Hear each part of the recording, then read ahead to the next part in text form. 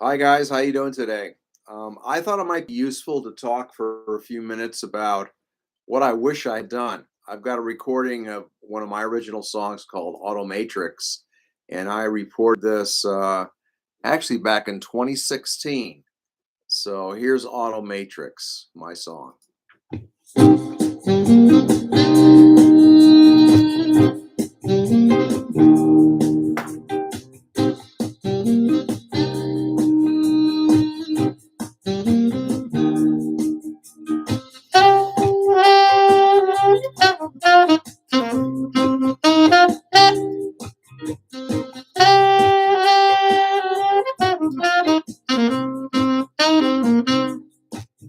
All right, so let's jack it up to where the recording or where the soloing is.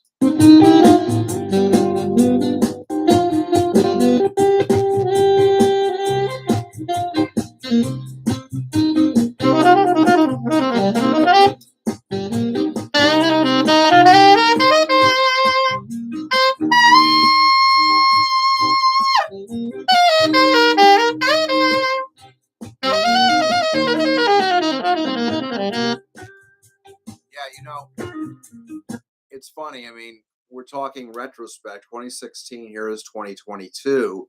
What can I do now that I couldn't do then? What I couldn't do then, I couldn't do that kind of scream up in the high A. I got to it. I could pop it, but I couldn't hold the note out. So now I can actually sit on that note. I'm much faster with my blues scale than I was then.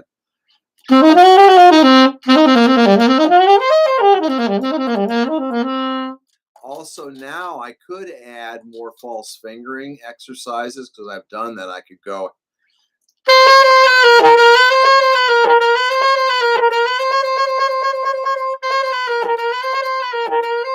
False fingering is when you play two notes with different fingerings. So I'm going. You can't really see my horn, but I'm going.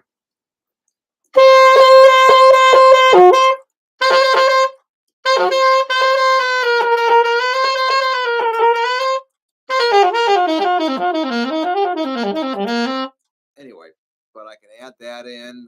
I don't think I was doing any diminished back then, so I could go.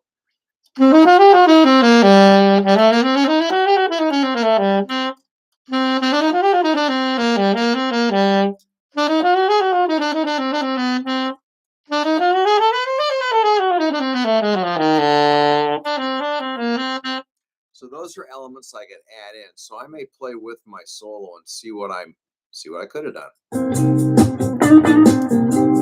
This is the guitar solo.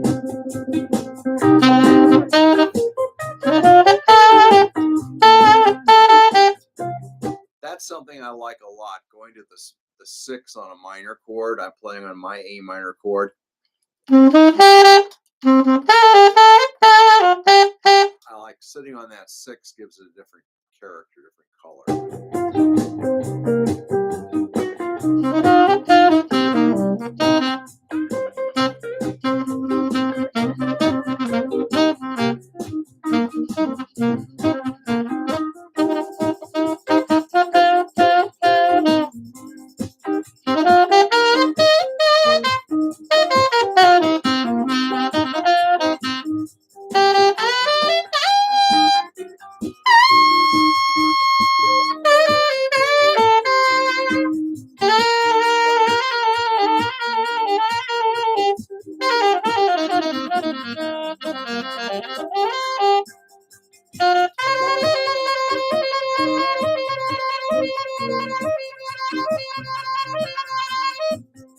That would be really cool if I could pull that off.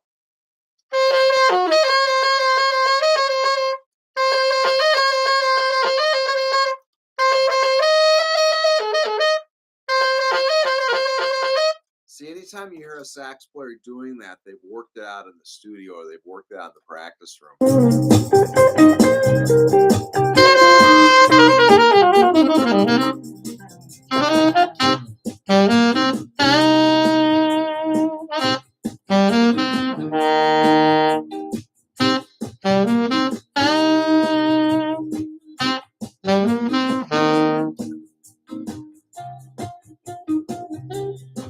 I did a good job of leading into this solo way back when. Now I have a little more character to my sound. I've got a little more harmonics. And then we go on to the 6. I like that.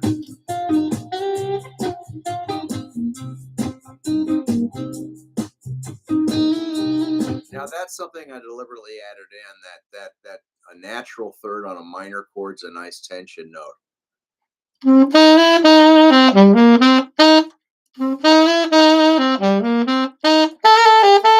It's a cool effect.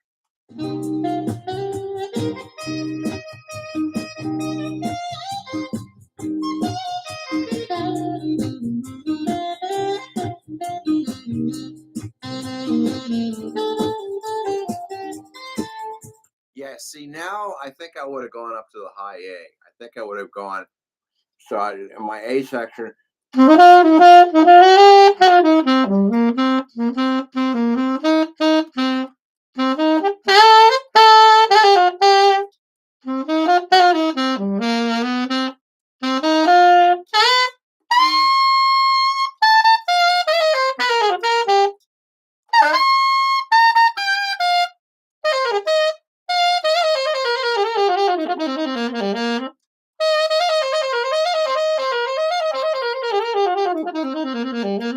I could have done a lot more technical things. I'm not sure if it would have sounded any better, but those are options I have now that I didn't have then. And also, one thing I never really do is go outside. So it would have been cool if I would have just gone up chromatically, or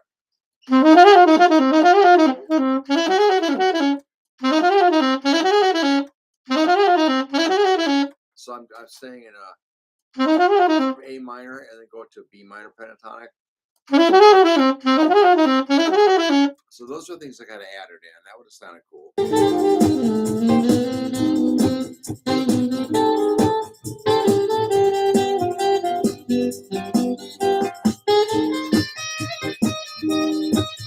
Now there I could have put a nice burn on. Maybe not quite so much of that of a buzz, but a little hint of a buzz.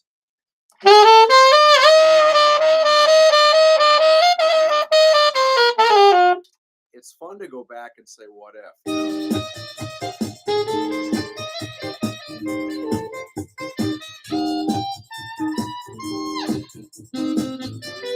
Yeah, but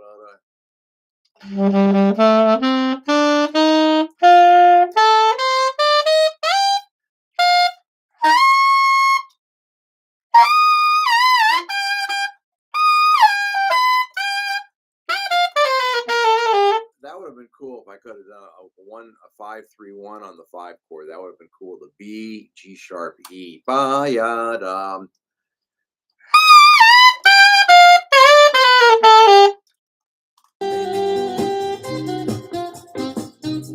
Now that's the hippest thing I do in the whole solo, is staying off the beat. I should have done that much earlier.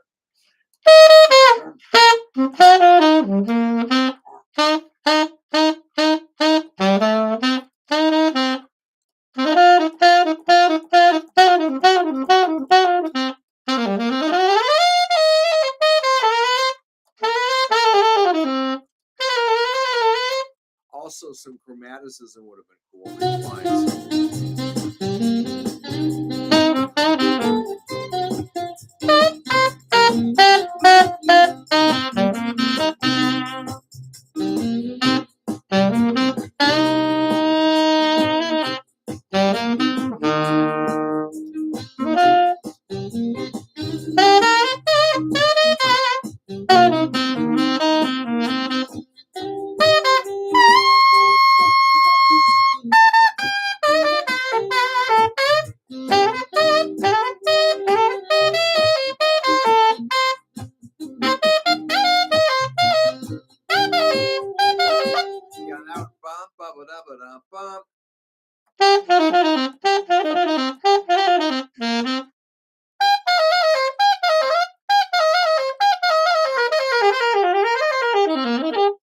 that's all minor pentatonic. If I had more facility back then, I could have done a.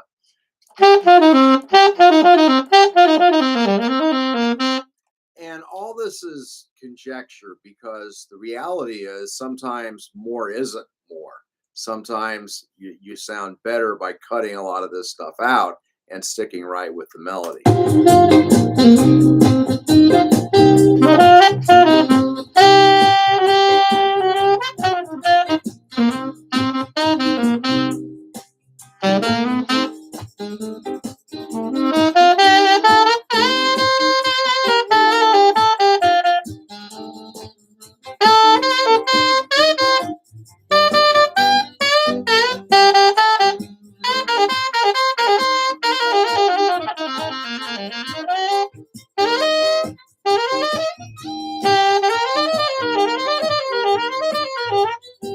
Oh, wait, that'd be a cool lick.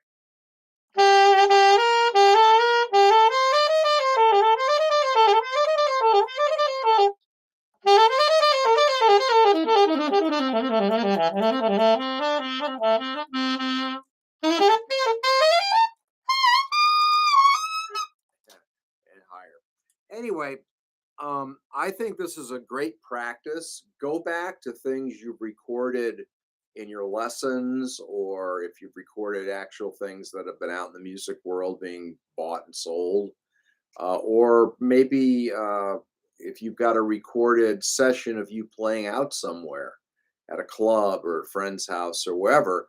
It's fun to go back to the old recordings and not so much criticize, but think about, okay, what can I do now that I couldn't do way back then, and what might have my choices been? Because I was playing with this recording earlier, and I came up with some really cool stuff.